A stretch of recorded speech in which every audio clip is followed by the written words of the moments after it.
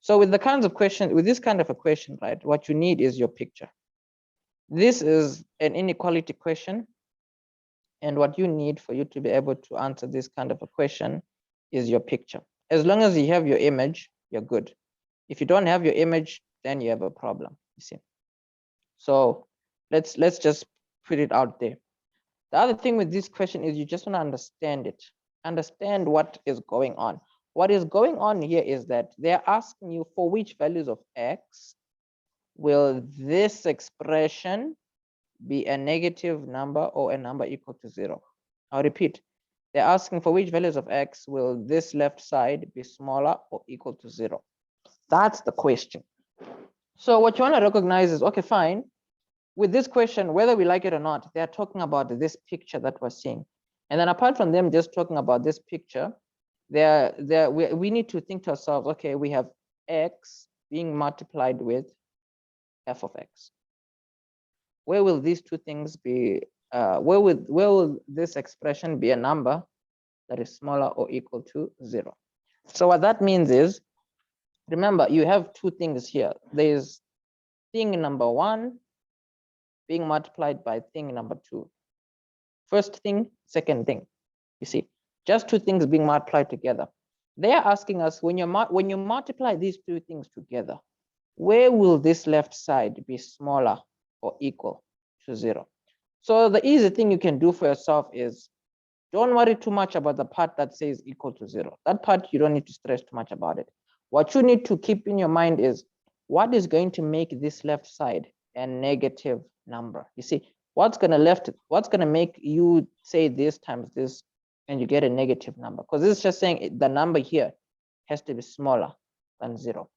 Before moving on, does that make sense? That the left is just, that this question is just asking, where is the left side smaller than 0? Yes. Yes. So now, once you know that that is the question being asked, all you now need to know is, okay, fine.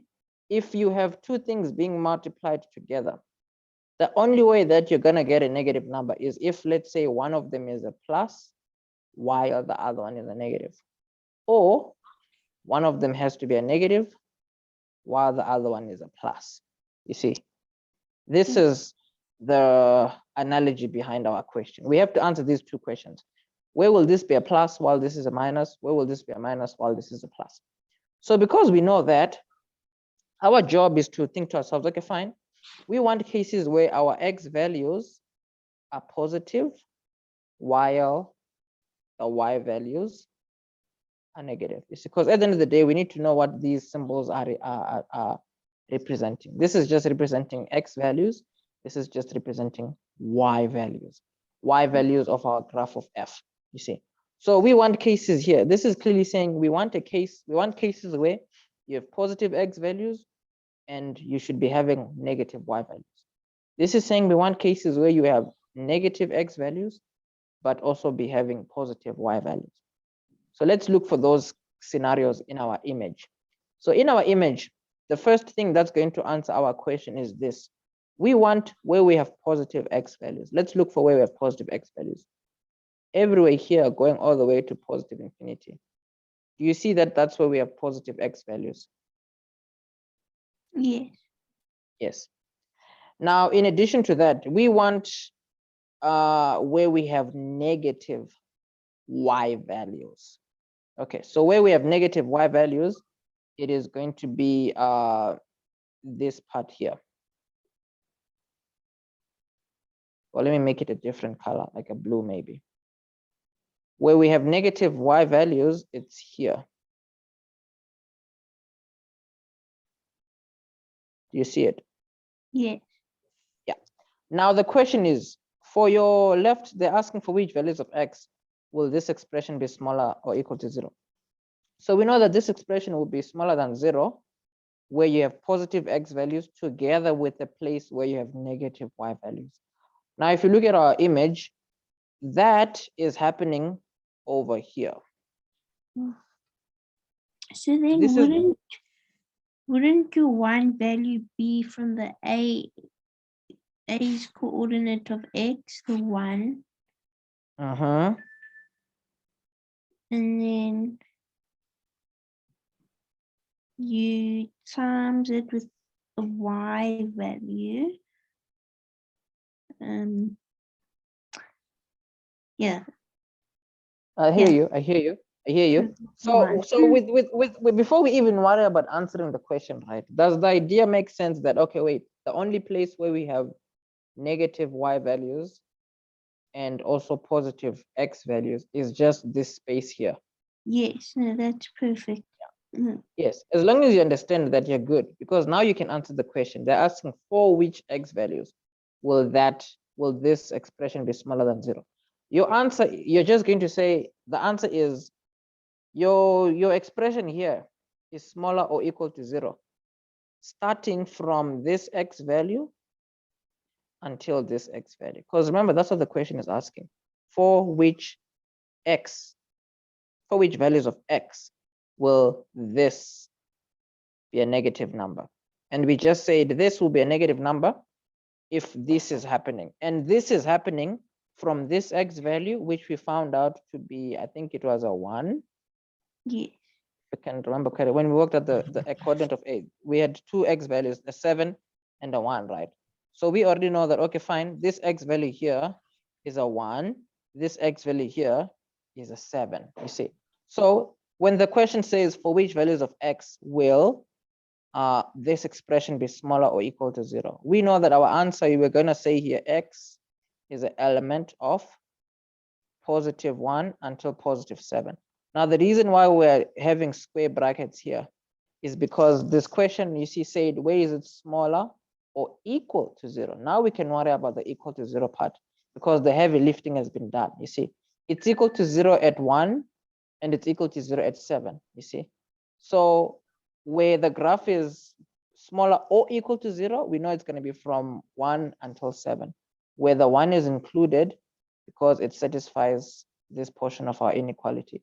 The 7 is included because it satisfies this portion of our inequality. Because this is technically saying, where is the expression equal to 0, right? The expression, we know that it's equal to 0 wherever any of these is a 0. Wherever you have an x value, that's a 0, or wherever you have a y value, that's a 0. Because if you're saying 0 times anything, your answer will always be a 0, you see. But then you can see this is not the difficult part of the question. The difficult part of the question is understanding this. Understanding that, okay, you have two expressions or two things in your equation. One is a plus, one is a minus. You get? Yes. Definitely. Perfect. Perfect. So yeah, for now, that's what we need to be able to do. So let me see here. With the next portion of our question, right? We need to be very careful, or not very careful per se. We're just going to do the exact same thing. With the next portion of our question here, we want to answer this also, because this also qualifies for our answer. We need something that we need cases where we have a negative x value, or we have negative x values together with positive y values.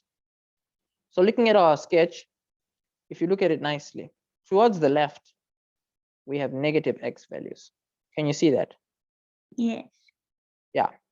Now, do you see that this is asking us, where do we have negative x values and positive y values? So if we just think of where we have positive y values, we have positive y values up here and up here. That's all the places where we have positive y values. But then our question specifically wants us to only look at the case where these two are happening together, where we have negative x values and positive y values at the same time. And that's only happening on the left side here, over here, if I can do it in green.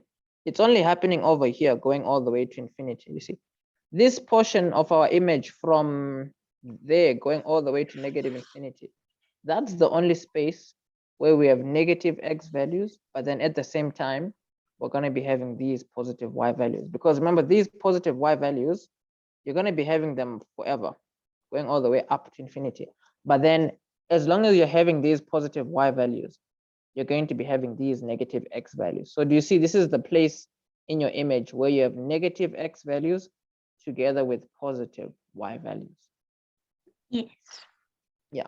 So that where that's happening is from 0 all the way to infinity. So your answer here, your second answer, you're gonna have to say x is an element of, let's say, negative infinity and until 0, where the 0 is included, because specifically at 0, we know that what you may call your x value is a 0. So one of these is a 0. And as long as one of these is a 0, it qualifies for our answer, because the question asks, where is it smaller or equal to 0? And we know that anything will be equal to 0 as long as one of these is a 0. Yes. Perfect. Good. So that's for that question there. Super important. Shandi's